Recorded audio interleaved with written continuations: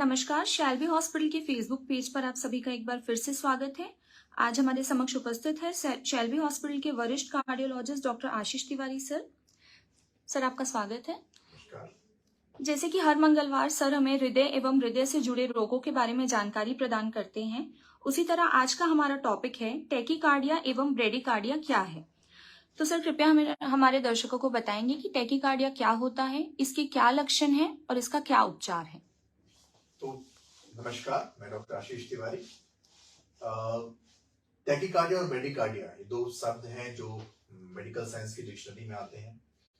तो हमारा आज की टॉक का उद्देश्य है इन दोनों शब्दों को समझना। टैकीकार्डिया मतलब धड़कन का बढ़ना। धड़कन का बढ़ना एक सामान्य समस्या है, अक्सर अधिकांश अधिक उम्र के लोगों में पाई जाती है, जिसमें व्यक्ति को फील होता है कि उसके धड़कन बढ़ रही है और उसका हार्ट तेज चल रहा है, धड़कन तेज चल रही है। इसी धड़कन के तेज करने को सामान्य भाषा में या मेडिकल टाइम की साइंस की भाषा में टैकीकार्डिया बोलते हैं। तो धड़कन का तेज करना टैकीकार्डिया और उसका फील होना। अब ये टैकीकार्डिया नॉर्मल भी हो सकता है और एबनॉर्मल भी हो सकता है।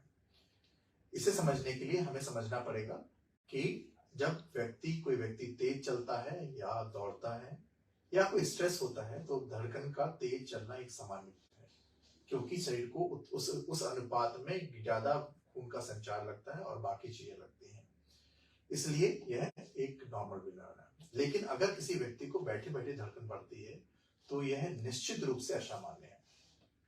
तो अक्सर अधिक उम्र के लोग जो 60 वर्ष के ऊपर होते हैं या 65 साल की उम्र होते हैं, उनके हार्ट में एट्रियल फिब्रिलेशन नाम की बीमारी होती है, जिसमें उनको अपनी धड़कन अप्रत्याशित रूप से ज्यादा फील होती है।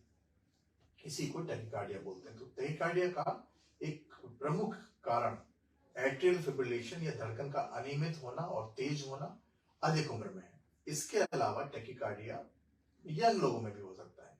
यंग लोगों में टैकीकार्डिया का कारण जनरली अकस्मात में साइनस टैकीकार्डिया होता है, जिसमें धड़कन अप्रत्याशित रूप से 110 120 रुपये से बढ़ी रहती है और उस समय ये पेशेंट फील करता है कि मेरी धड़कन बढ़ी हुई है। और ये आजकल पल्स ऑक्सीमीटर हर घर में है, तो कई बार आप लोग पल्स ऑक्सीमीटर से चेक करते हैं तो धड़कन बढ़ी हुई पाई जाती है।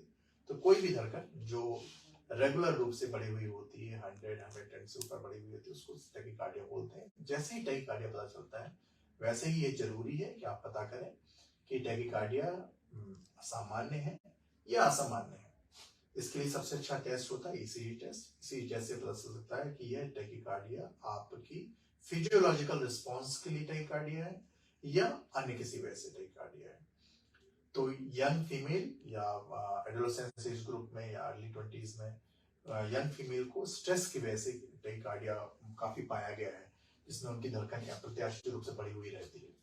तो प्रमुख कारणों में यंग लोगों में स्ट्रेस होता है, स्ट्रेस रिलेटेड वर्क होता है, और इस सब को ट्रीट करने के लिए दवाइयां उपलब्ध हैं।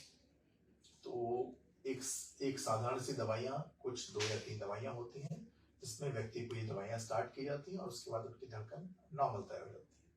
हालांकि ऐसा एस्टेब्लिश किया गया है कि जब भी धड़कन की ज्यादा होती है, जब भी धड़कन ज्यादा होगी, उस समय व्यक्ति को पहले अपना चेकअप करवाना है कि ये टैकीकार्डिया खून कम होने की वजह से तो नहीं है, फीवर की वजह से तो नहीं है, अनड्यू स्ट्रेस की वजह से तो नहीं है, थायराइड की वजह से तो नहीं है। इन सब की वजह से अगर टैकीकार्डिया होता है तो इनकी अंडरलाइन रीजन जिसकी वजह से टैकीकार्डिया हो रहा है, उस टैकीकार्डिया को ट्रीट करना होता है, उस वजह को ट्रीट करना होता है। जैसे ही वजह ठीक होती है तो टैकीकार्डिया ठीक हो जाता है। धन्यवाद सर।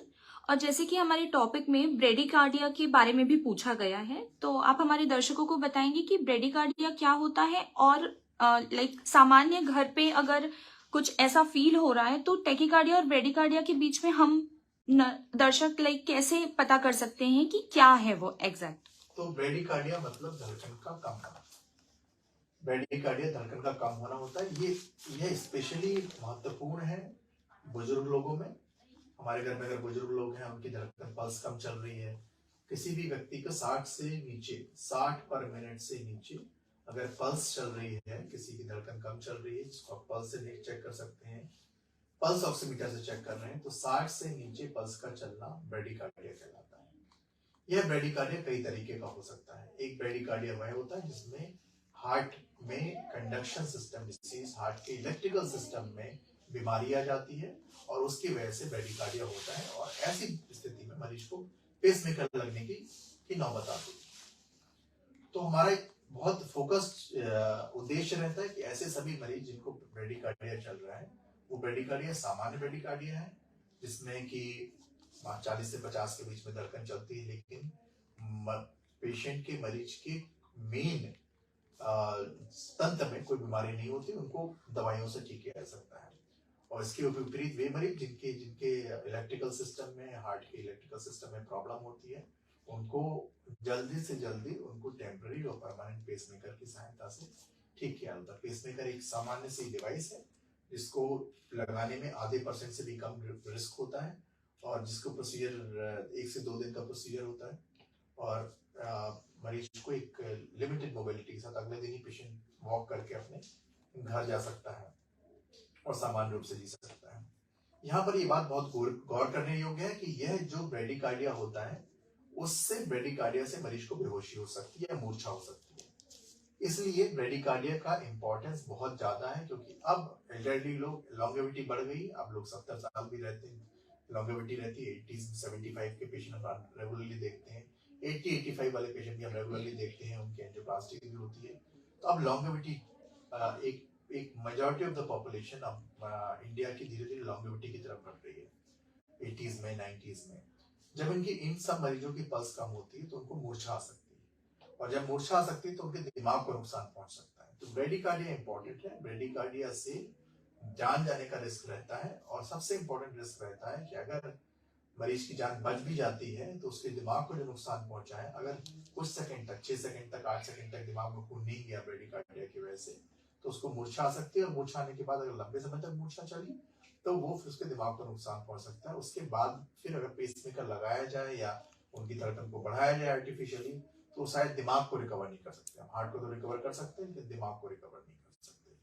तो ब्रेडिकार्डिया को तय करने का बाकी किसी को, किन मरीजों को ब्रेडिकार्डिया का इवैल्यूएशन कराना चाहिए, जिनको बिना किसी वजह के चक्कर आ रहा है, कमजोरी आ रहा है, लो फील कर रहे हैं, इन सब मरीजों को अपना ब्रेडिकार्डिया का इवैल्यूएशन कराना चाहिए।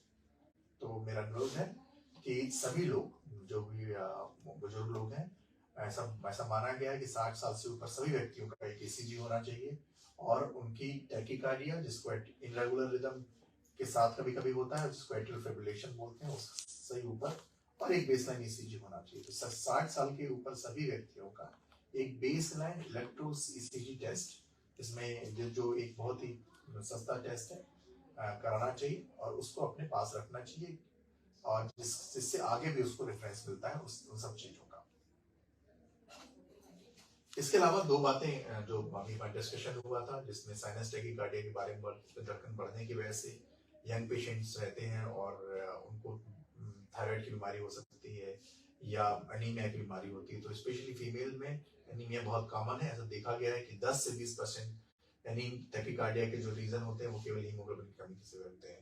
तो every young female should get her haemoglobin done. अगर हीमोग्लोबिन कम होता है तो उनको अपना anaemia test, iron deficiency anaemia, बाकी एनीमिया टेस्ट कराना चाहिए। ठीक, तो इसी के हिसाब से हम टैकीकार्डिया और ब्रेडिकार्डिया के बारे में अपना टॉक को समाप्त करते हैं। इससे रिलेटेड कुछ भी क्वेश्चन हो सकते हैं तो हमें डायरेक्टली शैल्बी के नंबर पे आप हमें कॉल कर सकते हैं और या व्हाट्सएप कर सकते हैं। धन्यवाद। धन्यवाद सर, आपकी कीमती समय एवं जानकारी के लिए। उम्मीद करते हैं कि ये जानकारी आपके लिए फायदेमंद रहेगी। शैल्बी हॉस्पिटल जबलपुर आपके अच्छे स्वास्थ्य की कामना करता है। धन्यवाद।